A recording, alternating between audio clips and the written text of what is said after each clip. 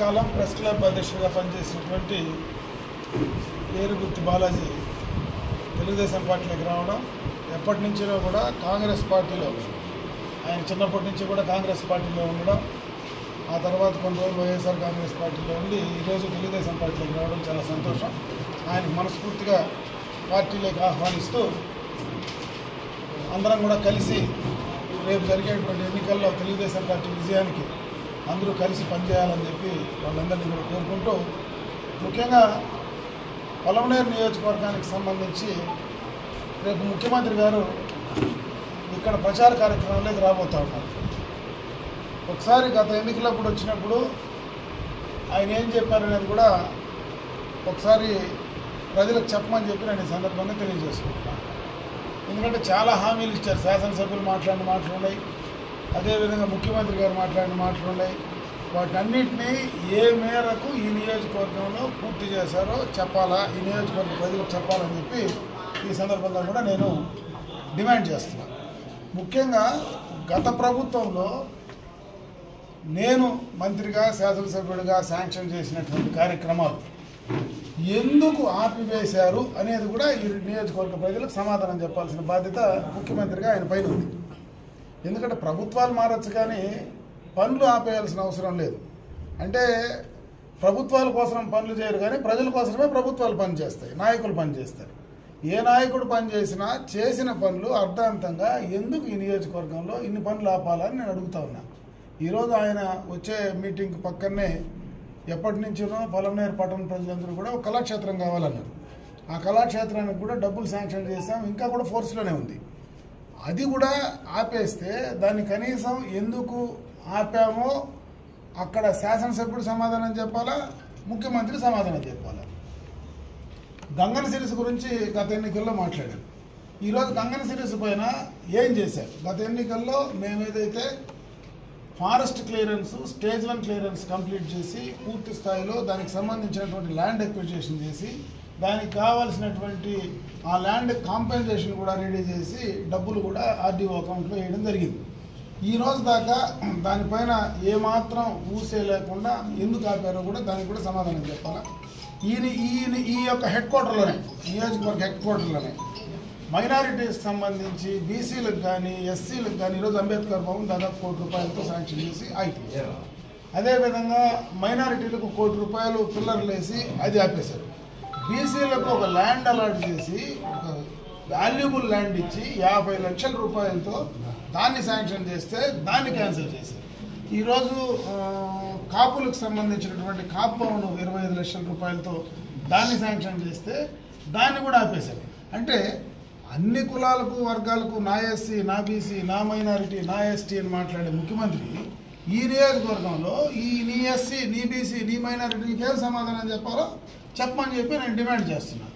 రోడ్లకు సంబంధించి కూడా ఎక్స్టర్నల్ ఎయిడెడ్ ప్రాజెక్ట్ కింద మీరు ఇచ్చింది కాదు, నేను మంత్రిగా ఏషియన్ బ్యాంక్ నుంచి తెచ్చినటువంటి డబ్బు, దాన్ని కూడా రోడ్లు ఈరోజు దాకా 6 సంవత్సరాలకు ముందుకు టెండర్ అయితే ఈ రోజు దాకా కూడా ఆ రోడ్లు పూర్తి చేయకుండా చేసినటువంటి వాళ్ళకు పేమెంట్లు ఇవ్వకుండా ఇంకా అది ఎట్లనే టెండర్స్ ఫోర్స్లో ఉంటే ముఖ్యమంత్రిగా మీరేం చేస్తున్నారో, ఇక్కడ శాసనసభ్యులుగా ఆయన ఏం చేస్తున్నారో ఈ నియోజకవర్గ ప్రజలకు సమాధానం చెప్పాల్సినటువంటి బాధ్యత ఖచ్చితంగా మీ పైన ఉంది.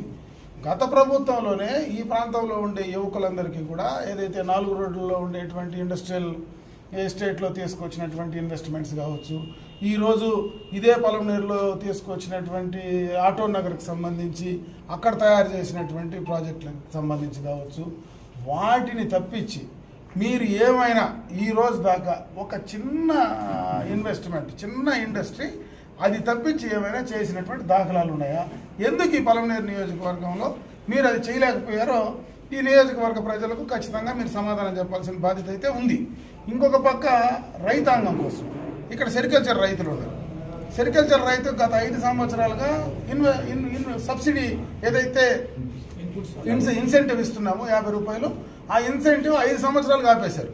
అంటే ప్రతి ఇంటి పైన 1 లక్ష నుంచి 3 లక్షలు 4 లక్షల దాకా ప్రతి ఇంటికి బాకీ ఉన్నారు. మీరు సెరికల్చర్ చేసే ప్రతి ఇంటికి ప్రభుత్వం బాకీ ఉంది. ఆ బాకీ మీరు ఎప్పుడు తీరుస్తారు? ఎందుకు 5 ఏళ్ళు ఆ రైతులను బాకీ పెట్టారు? ఆ రైతులకు కూడా మీరు సమాధానం చెప్పాల్సినటువంటి బాధ్యత ఖచ్చితంగా మీ పైన ఉందని చెప్పి తెలియజేసుకుంటున్నాను. అన్ని రకాలుగా నియోజకవర్గంలో ఈ వీకోట్లో ఏదైతే డిగ్రీ కాలేజ్ తెచ్చాం, ఎప్పటి నుంచైనా డిగ్రీ కాలేజ్ ఉంది. నియోజకవర్గంలో డిగ్రీ కాలేజ్ శాంక్షన్ చేసి ఇస్తే దాన్ని ఎందుకు నడపలేకపోతున్నారో దానిపైన కూడా సమాధానం చెప్పాలి. అసలు పలమనేరు టౌన్లో ఎప్పటి నుంచో మనకు మార్కెట్ ఉంది. ఆ మార్కెట్లోకి రావాలంటే రైతులు ట్రాఫిక్ ఇబ్బందులు, రకరకాలైనటువంటి ఇబ్బందులు, అక్కడికి వస్తే మామూలుగా బయట మార్కెట్ బయట లోపల రద్దీ ఉంటే సపరేట్గా ఒక ఇంటిగ్రేటెడ్ మార్కెట్ ఫెసిలిటీ తెద్దాం పలమనేరుకు. ఎందుకంటే 2 రాష్ట్రాలకు మధ్యన ఉండేటువంటి 3 రాష్ట్రాలకు మధ్యన ఉండేటువంటి ప్రాంతం ఇది. ఒక మంచి ఇంటిగ్రేటెడ్ మార్కెట్ తీసుకొస్తే రైతులు అందరికీ కూడా హైవే పక్కనే ఉపయోగం ఉంటుందని అక్కడ అగ్రికల్చర్ డిపార్ట్మెంట్కి సంబంధించినటువంటి ఏదైతే అనిమల్ హస్బెండరీకి సంబంధించినటువంటి డిపార్ట్మెంట్స్ ఉండి క్యాటిల్ ఫామ్కి సంబంధించిన ల్యాండ్ అసలు అలినేషనే చేయడానికి లేదు. క్యాబినెట్లో పెట్టి దాన్ని ల్యాండ్ 33 ఎకరాలు తీసి దాన్ని ఇస్తే దాన్ని ఈరోజు ఎక్కడుందో అక్కడే ఉంది. అది రైతులకు, వ్యాపారస్తులకు, రైతులు పండించే పంటలకు మీరు ఏమాత్రం వాళ్ళపైన దృష్టి పెట్టుకొని చేస్తున్నారో ఆ రైతులకు కూడా మీరు సమాధానం చెప్పాల్సినటువంటి బాధ్యత ఖచ్చితంగా జగన్మోహన్ రెడ్డి పైన, శాసనసభ్యుల పైన ఉందని చెప్పి నేను తెలియజేసుకుంటున్నాను. మైనారిటీల గురించి మాట్లాడితే చదువుల గురించి మీరు ఏం చేశారు? అసలు ఎడ్యుకేషన్ నేనేదో నాడు నేడు దాన్ని పెట్టినా, దీనికి రంగు కొట్టినా, దీనికి కింద ఫ్లోరింగ్ వేసినానంటే స్కూళ్ళన్నీ మూసేస్తున్నారు. ఈరోజు రెసిడెన్షియల్ జూనియర్ కళాశాలలు తీసుకొస్తే ఇక్కడ బీసీలకు ఒక పెద్ద రెసిడెన్షియల్ జూనియర్ కళాశాల ల్యాండ్ అలాట్ చేసి దానికి సంబంధించినటువంటి 16 కోట్ల రూపాయల డబ్బుతో జీవో తీసుకొచ్చి పెడితే ఈ రోజు దాకా కూడా రాయలపేటలో ఉండేదాన్ని ఇంకో ఊరికి మారుస్తారు, కానీ దాన్ని ఎక్కడ కట్టే పరిస్థితి లేదు. వీకోట్లో మైనారిటీకి సంబంధించిన అమ్మాయిలకు సంబంధించి ఒక రెసిడెన్షియల్ జూనియర్ కళాశాల తీస్తే దాన్ని కూడా ఈ నియోజకవర్గంలో లేకుండా ఎక్కడో చిత్తూరులో ఒక మారుమూల ఎవరికి తెలియదు, అక్కడెక్కడో ఒక రెంటెడ్ బిల్డింగ్లో దాన్ని నడుపుతూ ఉన్నారు. అంటే ఇంకా అది ఫోర్స్లోనే ఉంది, దాన్ని క్యాన్సిల్ చేయలేక అది ఫోర్స్లోనే ఉంది, ఇది ఫోర్స్లోనే ఉంది. రెంటెడ్ బిల్డింగ్లో నడుపుతూ ఉంటే దానికి ల్యాండ్ అలాట్ చేయించానే, ల్యాండ్ కూడా ఉంది, దాన్ని పట్టాలు చేసుకునేదానికి ప్రయత్నం చేస్తే కలెక్టర్ దగ్గర అడ్డపడి పట్టాలు కానికుండా చేసాం. దానికి సంబంధించినటువంటి డబ్బు కూడా ఫోర్స్లో ఉంది, జీవో కరెక్ట్గా ఉంది. అది కూడా మైనారిటీల మీద ప్రేమ ఉంటే ఎందుకు ఆ వీకోట్లో కార్యక్రమం చేయలేదో దాన్ని కూడా సమాధానం చెప్పాలి. వీకోట్లో మొత్తం కూడా వెజిటబుల్ మార్కెటింగ్ చేసేటువంటి రైతాంగం ఉన్నారు. అక్కడ వాళ్లకు ఒక కోల్డ్ స్టోరేజ్ కావాలని కోల్డ్ స్టోరేజ్ శాంక్షన్ చేస్తే దాన్ని కోల్డ్ స్టోరేజ్ ఫౌండేషన్ అయిపోయినాయి, పిల్లర్స్ కూడా పూర్తయినాయి. 5 సంవత్సరాలు అయింది ఆ పనులు నిలబెట్టేసి. ఈ రోజు దాకా ఆ కోల్డ్ స్టోరేజ్ పనిచేసిన వాడికి కనీసం ₹1 బిల్లు ఇవ్వకుండా, ఆ కోల్డ్ స్టోరేజ్ కంప్లీట్ చేయకుండా, రైతులకు ఉపయోగపరంగా లేకుండా ఉంటే ఈ ముఖ్యమంత్రికి ఏం ప్రేమ ఉందని రైతుల్లో వచ్చి ఈరోజు పలమనేరుకు వచ్చి మాట్లాడుతాడు నాకు అర్థం కాల. అదే శాసనసభ్యులు ఏం ప్రేమ ఉందని ఈరోజు వచ్చి ముఖ్యమంత్రికి సమాధానం చెప్పాలనేది అనుకుంటాడో నాకు అర్థం కాల. అంటే రైతులకు న్యాయం చేయాల, బీసీ ఎస్సీ ఎస్టీ మైనారిటీలకు న్యాయం చేయాల, మరి అన్ని కులాలకు వర్గాలకు ఈరోజు ఏమి ఈ నియోజకవర్గంలో అసలు మీరు చేసింది ఏంది? బైరెడ్డిపల్లికి చూస్తే కైకల్ రిజర్వాయర్ టెండర్లు కంప్లీట్ చేశాను, ఫౌండేషన్ ఉన్నాయి, ల్యాండ్ అలాట్ చేశాం. అసలు ఆ ల్యాండ్ అక్విజిషన్కి సంబంధించినటువంటి పేమెంట్ కూడా ఇచ్చేసాం రైతులకు. ఏదైతే ల్యాండ్ పూల్ చేసామో దానికి సంబంధించినటువంటి పేమెంట్ కూడా ఆర్డీఓ నుంచి క్లియరెన్స్ ఇచ్చేసాం. మరి అన్నీ చేసి టెండర్స్ అయిపోతే దాన్ని ఎందుకు ఆపేసావు? కైకల్ రిజర్వాయర్ను 2 మండలాలకు సంబంధించి త్రాగునీరు, సాగునీరుకు ఉపయోగపడేదాన్ని ఈరోజు దాన్ని ఈ రోజు దాకా చేసే పరిస్థితి.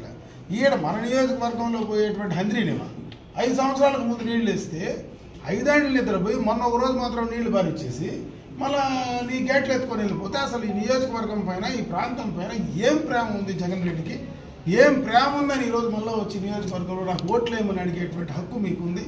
ఏమి ప్రేమ ఉందని ఈ శాసనసభ్యుడు ఇన్ని పనులు ఆపేసి, ఇన్ని పనులు క్యాన్సిల్ చేసి ఈరోజు ఈజీఎస్లో పనులు క్యాన్సిల్ చేశారు, ఎస్సీ యాక్షన్లో క్యాన్సిల్ చేశారు, ఎస్టీ యాక్షన్లో క్యాన్సిల్ చేశారు. మరి అన్ని రకాలైనటువంటి ఫండ్స్ ఏదైతే